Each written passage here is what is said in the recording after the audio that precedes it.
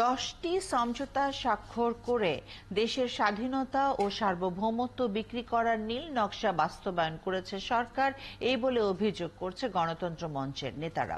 প্রধানমন্ত্রীর ভারত সফর নিয়ে গণতন্ত্র মঞ্চের সংবাদ সম্মেলনে সাধারণ সম্পাদক সাইফুল হক বলেন, ভারতের সহযোগিতা নিয়ে শুধু ক্ষমতায় টিকে থাকতে দেশের স্বার্থ বিক্রি করছে সরকার। ক্ষমতার লোভে দেশের মানুষের বিপক্ষে অবস্থান নিয়েছে সরকার। সমঝোতা স্মারকের নামে ভারতকে সুবিধা দিয়ে দেশকে বিপদের দিকে ঠেলে দিচ্ছে বলে জানান গণসংহতি আন্দোলনের প্রধান সমন্বয়ক জুনায়েদ সাকিব।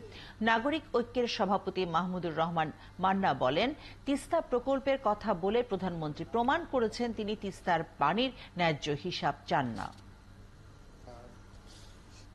উনি সংবাদ সম্মেলনে যে বক্তৃতা করলেন সেটা একদম সরাসরি স্বীকৃতি যে তিনি আর তিস্তার পানি নিয়ে ভারতের কাছে কোনো দর কষাকষি করছেন না, কোনো দাবি করছেন না।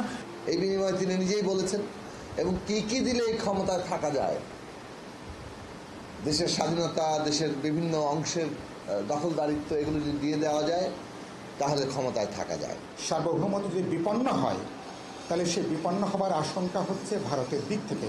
আমাদের সেনাবাহিনী অস্ত্র কেনা, আধুনিকীকরণ, প্রশিক্ষণ থেকে শুরু করে আমাদের সবচেয়ে সংবেদনশীল যেটা জাতীয় নিরাপত্তার সাথে যুক্ত, সেখানেও ভারতকে আপনি ঢুকিয়ে নিয়ে নিচ্ছেন।